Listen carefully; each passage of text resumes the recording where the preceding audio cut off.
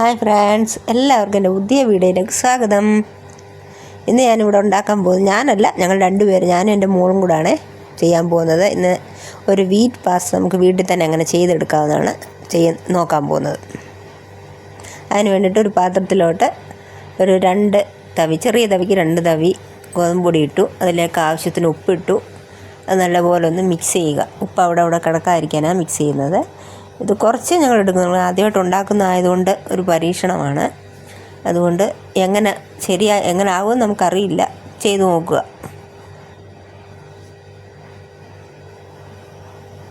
പിന്നെ അവൾ ആദ്യമായിട്ട് ഇത് കുഴച്ചിട്ടുണ്ട് ചപ്പാത്തിക്ക്, എന്നാലും അത്ര അങ്ങോട്ട് പെർഫെക്റ്റ് അല്ല. അതുകൊണ്ട് അവളെ കൊണ്ടാകുന്ന പോലെ അവൾ ചെയ്യുക, കുഴയ്ക്കുക, അത്ര തന്നെ. ഇതുപോലെ ചപ്പാത്തിക്ക് കുഴയ്ക്കുന്ന പോലെ നല്ലപോലെ കുഴച്ച് ഒരു അരമണിക്കൂർ മാറ്റി വെച്ചാലും നല്ലത്. ഇല്ല, നമ്മൾ അന്നേരം ചെയ്താലും കുഴപ്പമൊന്നുമില്ല. പാസ്തയായതുകൊണ്ട് സാരമില്ല. നമുക്ക് പാസ്ത ഇപ്പം ചെയ്യാം. പിന്നെ അതുപോലെ നമുക്ക് ഇത് ചെയ്ത് വെയിലത്ത് വെച്ച് ഉണക്കി നമുക്ക് സൂക്ഷിക്കാം. കുട്ടികൾക്ക് കൊടുക്കാൻ നല്ലതാണ്. ഇത് മൈദ അല്ലാത്തതുകൊണ്ട് മൈദയെക്കാട്ടി നല്ല നമ്മൾ വീട്ടിൽ ഇങ്ങനെ ചെയ്തെടുക്കുന്നതാണ് നല്ലത്.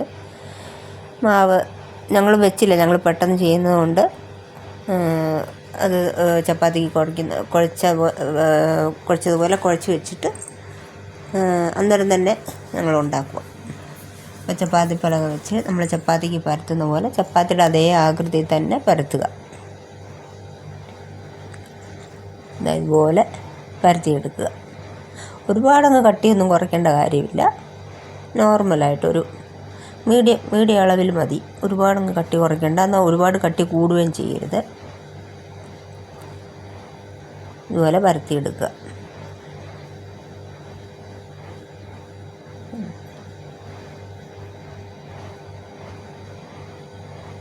ഇത്രയും മതി. ഇനി നമുക്ക് ഇതൊരു അടപ്പ് വെച്ചിട്ട്, ചെറിയൊരു അടപ്പ്, അതായത് പാസ്തയുടെ സൈസിൽ നമുക്ക് മുറിച്ചെടുക്കുന്ന പോലത്തെ ചെറിയ അടപ്പ് വേണം. ഇതുപോലൊരു അടപ്പ് എടുക്കുക. എടുത്തിട്ട് അത് നമ്മൾ ഓരോന്ന് റൗണ്ടായിട്ട് കട്ട് ചെയ്തെടുക്കണം. ഇതാകണ്ട, ഇതുപോലെ കട്ട് ചെയ്യുക. കട്ട് ചെയ്തിട്ട് അത് പാസ്തയുടെ ഷേപ്പിലാക്കി എടുക്കുക. ഇപ്പം ഞങ്ങൾ ഈ ഒരു ഷേപ്പിലാണ് എടുക്കുന്നത്. പാസ്ത ഇപ്പോൾ ഒരുപാട് ഷേപ്പിലുണ്ടല്ലോ, മക്രോണിയുടെ ടൈപ്പിലൊക്കെ ഉണ്ട്. അപ്പം ഈ ഒരു ഷേപ്പിലാണ് ഞങ്ങളിവിടെ എടുക്കുന്നത്. ഇത് നമുക്കതുപോലെ എല്ലാം ചെയ്തെടുക്കാം.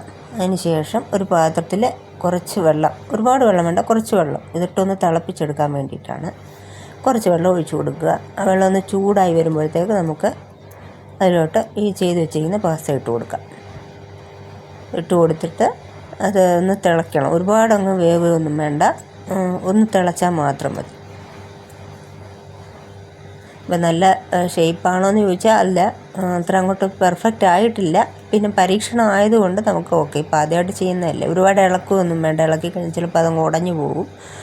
അതുകൊണ്ട് ഇങ്ങനെ കിടന്നാൽ മതി. തിളച്ച് കഴിഞ്ഞത് ഇനി നമുക്ക് സ്റ്റവ് ഓഫ് ചെയ്തിട്ട് നമുക്കിത് ചൂടോടുകൂടി അങ്ങനെ വെച്ച് കഴിഞ്ഞാൽ വീണ്ടും അത് ഒട്ടി പിടിക്കും. അതുകൊണ്ട് നമുക്ക് വേറൊരു പാത്രത്തിലോട്ട് കുറച്ച് തണുത്ത വെള്ളം ഒഴിക്കാം.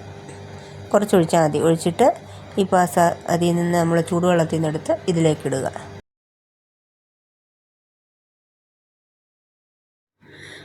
ഇനി നമുക്ക് ഒരു പാത്രം ചീനച്ചട്ടി അടുപ്പത്ത് വെച്ചിട്ട് അതിലേക്ക് കുറച്ച് എണ്ണ ഒഴിച്ച് കൊടുക്കാം. എണ്ണ എന്ന് പറയുമ്പോൾ റിഫൈൻഡ് ഓയിലാണ് ഏറ്റവും നല്ലത്. പിന്നെ കോക്കനട്ട് ഓയിലായാലും കുഴപ്പമില്ല. എണ്ണ ആവശ്യത്തിന് ഒഴിച്ച് കൊടുത്തിട്ട് എണ്ണ ഒന്ന് ചൂടാവണം. ചൂടായതിന് ശേഷം നമുക്കതിലോട്ട് ചെറുതായിട്ട് അരിഞ്ഞ സവാളയും വെളുത്തുള്ളി നമുക്കതിലോട്ട് ഇട്ട് കൊടുത്ത് ഒന്ന് വഴറ്റിയെടുക്കാം.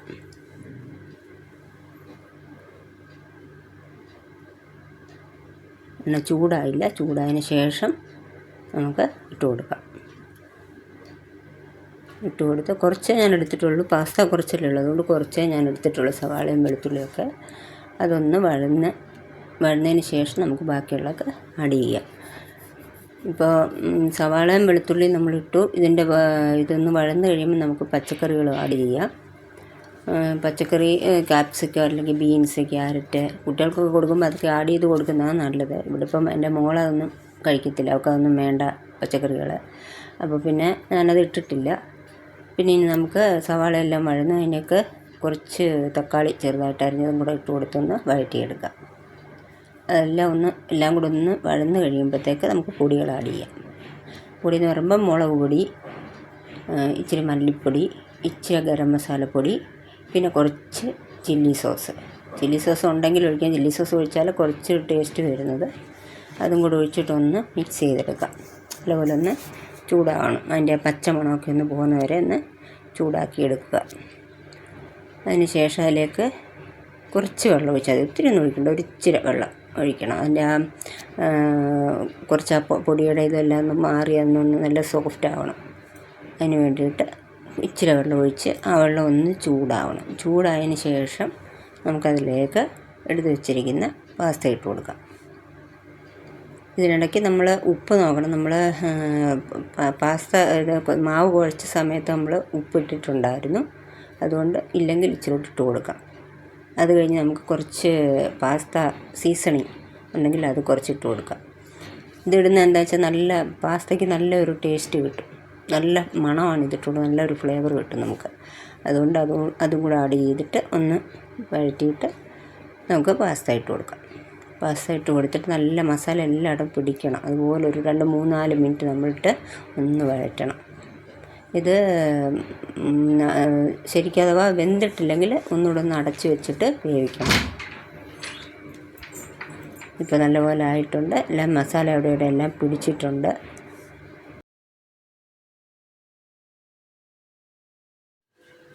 ഇപ്പോൾ ഇതുപോലെ വേണം പാസ്ത ചെയ്തെടുക്കാൻ. ഇപ്പം ഞങ്ങൾ ചെയ്തപ്പം എല്ലാം ഒന്നും അങ്ങനെ വന്നിട്ടില്ല. ശരിക്കും നമ്മളത് ഒട്ടിച്ച് ചെയ്തില്ലെങ്കിൽ ഇതുപോലെ ഒട്ടിപ്പോവും. ഒന്നൊന്നായിട്ട് ഒട്ടിപ്പോയി കഴിഞ്ഞാൽ അത് നമുക്ക് ശരിക്കും കിട്ടത്തില്ല. നിങ്ങൾ ചെയ്യുമ്പോൾ ഈ തെറ്റ് ആവർത്തിക്കരുത്. ഇപ്പോൾ നമുക്ക് പാസ്ത റെഡിയായി. നമുക്കതൊരു വേറൊരു സെർവിങ് ഡിഷിലേക്ക് മാറ്റാം.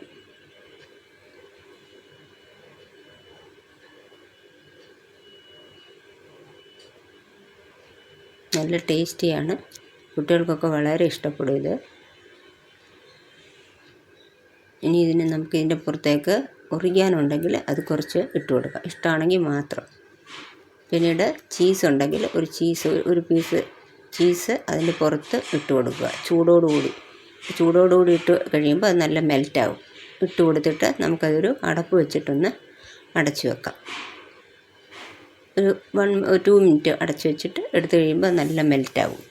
അപ്പോൾ കാണാൻ തന്നെ ഒരു ഭംഗിയില്ല, കണ്ട. കഴിക്കാൻ അതിലേറെ ടേസ്റ്റാണ്, നല്ല ടേസ്റ്റിയാണ്. ഇതുപോലെ നിങ്ങളും ചെയ്തു നോക്കുക. ഈ ഡിഷ് നിങ്ങൾക്ക് ഇഷ്ടമായെങ്കിൽ നിങ്ങൾ ലൈക്ക് ചെയ്യുക, ഷെയർ ചെയ്യുക, കമൻറ്റ് ചെയ്യുക. Thank you.